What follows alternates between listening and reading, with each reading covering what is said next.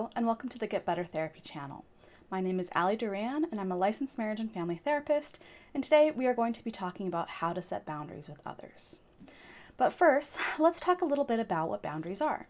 Our boundaries are essentially a set of guidelines that tell us and others around us what we consider to be acceptable and reasonable behaviors in order for us to feel respected and safe. That being said, it is important to note that boundaries are completely unique to each person. After all, they are influenced by our upbringing, culture, and personal preferences. You may also need a different set of boundaries in various situations or groups of people. For example, your boundaries are likely going to change depending on whether you're around your family, partner, children, friends, coworkers, or strangers. It is also important to keep in mind what type of boundaries need to be considered, whether they are emotional, physical, sexual, or financial in nature. I know that this can be a lot to think about, but boundaries are incredibly important and beneficial. They help us communicate our expectations for relationships and get our needs met more effectively. They also help us avoid situations in which we may feel manipulated, violated, disrespected, or unfairly treated by others. They also ensure that we avoid unhealthy relationships where we are taking on responsibility for the emotions and needs of others.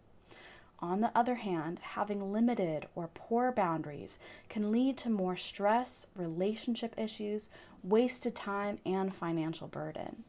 Despite this, many are working under the misconception that setting boundaries is selfish in nature. So let me clear this up. Setting boundaries is not selfish. We need to be able to take care of ourselves if we are going to be able to take care of others. It's like they say on airplanes, you need to put on your oxygen mask before you try to help anyone else put on theirs. This may sound counterintuitive, but if you don't put on your oxygen mask first, you are likely going to pass out before helping anyone else. In that way, boundaries are kind of like the rumble strips you see on the highway. They help us stay on the right path while also keeping us safe. And if things start to feel a little bit bumpy, that is our reminder to get back on course and reinforce our boundaries. So now that we know what boundaries are and how they can help us, let's talk a little bit about how to implement boundaries. Now, the very first step in setting boundaries is to identify and define what boundaries are important to you. So start off by considering what a healthy relationship means to you. What needs do you have in a relationship? What will make you feel respected, heard, and validated? What behaviors do you find toxic, unhealthy, or disrespectful? Maybe you want to set limits on yelling, cursing, or name-calling. Maybe you want to avoid one-sided relationships where you're putting in a lot of effort but feeling unsupported yourself. Maybe you struggle lending money to others and never getting paid back. Maybe you struggle setting limits with others and always say yes, despite really wanting to say no. Think about what you truly need to have a rewarding and healthy relationship with others. Then, once you know which boundaries you want to set, you can begin letting others know. Now, how you go about this process is very important. First of all, you should only address one boundary at a time. If you try to address multiple boundaries at once, the other person may become overwhelmed or feel attacked or threatened, which we learned over the last few weeks will put them in their fight-flight mode, making it impossible for them to hear you or empathize with your needs. You also need to choose the right time and place to discuss your boundaries. If you are in a public setting where others can overhear your conversation, very likely the other person is going to feel embarrassed and threatened and again go into fight-flight mode. If you choose a time where the other person is busy, tired, or already frustrated, you are already setting them up for failure. In these situations, they don't have the emotional or physical capacity to really hear you out and be receptive to your needs. You want to instead choose a private location and a time where you are both calm and have sufficient energy to discuss the issue at hand. It's also important to choose a time where you aren't going to feel rushed. This discussion may take a while, so make sure you have plenty of time. Once you have chosen the right time and place, you want to make sure that you are using a neutral and calm tone of voice. If you are feeling angry and defensive, the other person will pick up on this and, you guessed it, their fight-flight mode will be activated. You also want to use I statements to help bring down the other person's defenses and make it easier for them to hear you and be more receptive. If you would like to learn more about using I statements, please see my video on this topic, linked in the description for this video. Now, these I statements will help you communicate what you need from the relationship, why this is so important to you, and the potential consequences the other person may face if your boundaries are not respected. Now, once you have had this deeper conversation, you can then focus on implementing your boundaries in real time. When doing this, I personally believe in a prompt, warning, consequence system. First, you start off with a gentle prompt. You are essentially giving them a reminder of your boundary and giving them the benefit of the doubt that if reminded, they will naturally change their behavior. This can look something like, I would really appreciate it if you blank. Then, if they continue to cross this boundary, you can move into the warning. Here, we are reminding them that if they choose to continue this behavior, there will be a consequence. The choice is ultimately theirs. This looks something like, if you continue to blank, then I will blank. And of course, if they continue to disrespect your boundaries, then you will implement the consequence, making it very clear that the consequence is happening because they chose to continue their behavior. This will look something like, you are still blank, so I'm going to blank. Now, let's look at an example of this all together. Let's say I'm having a conversation with a close friend over the phone, and they begin to raise their voice at me. I will start off with a prompt. I would really appreciate it if you lower your voice when speaking to me. Then, if needed, I will move into my warning. If you don't lower your voice, I am going to end the call.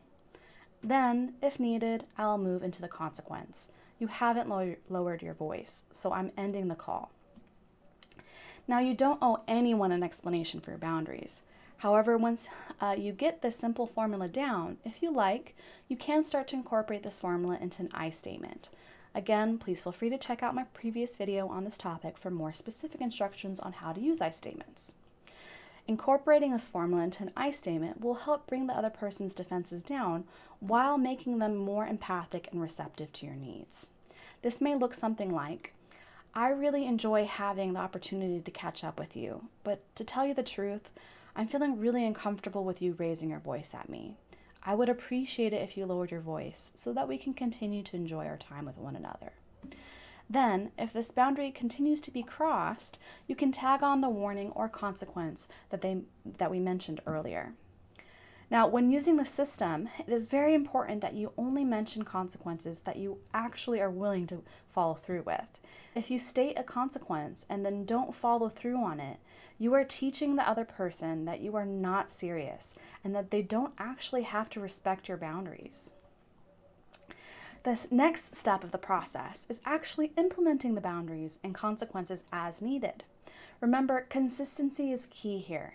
If you are inconsistent, the other person will naturally remember the times that they got away with the behavior and be more willing to take a gamble on the chance that they can get away with the behavior again.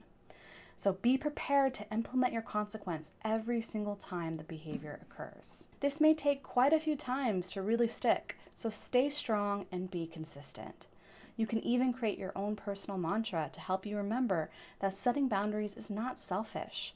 Everyone deserves to be respected, and the only way to have a healthier relationship with others is to be willing to stand up for yourself and communicate your needs in a healthy and consistent manner. And if someone absolutely refuses to respect your boundaries, despite your repeated attempts to reinforce them, you may need to reevaluate the relationship. If they are a very important person in your life, you may need to accept that this is the best that you are going to get from them and focus on enjoying the good moments you have with them and acknowledging that consistently implementing your boundaries with them will be a natural part of the relationship. On the other hand, if you are starting to recognize that this relationship is toxic and far more hurtful than helpful, you may need to set some more serious boundaries. Perhaps you will need to limit the frequency or duration of contact you have with this person, like only seeing them during holidays or keeping visits to an hour long. Or perhaps you may want to eliminate contact with this person altogether. These are tough things to consider, but remember, you need to take care of yourself first. Though it is important to take care of yourself first, this does not mean you should ignore the needs or boundaries of others. Just as you deserve to be respected and valued, so do others. So don't forget to ask about other people's boundary preferences and respect those too. And remember, their boundaries may look different from yours, but that is absolutely normal and okay. Now, remember that learning to set boundaries is easier said than done. So practice, practice, practice, and be patient and kind with yourself in the meantime. If you are feeling nervous about setting boundaries, don't hesitate to write down what you want to say in advance. This will help you stay on track while making sure you don't miss any important needs you want to cover. It is also important to remember that if this is your first time setting boundaries with someone, they may have difficulty adjusting to this at first. You are shaking up their homeostasis, or balance and sense of what is familiar.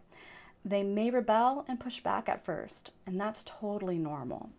Keep steering the course. With time, they will realize that if they want to maintain a relationship with you, they will need to adjust to your boundaries or risk being left behind.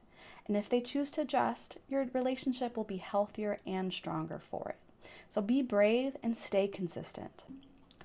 So there you have it, how to set boundaries with others. Thank you again for joining us at Get Better Therapy. If you want more content like this, don't forget to like and subscribe. Please also don't hesitate to drop a comment below. I would love to hear what your favorite tip of the day was, if you can relate to this topic at all, or if you have any other suggestions or questions or topics I can cover in future videos. Remember, it only takes a small step to move in the right direction of getting better.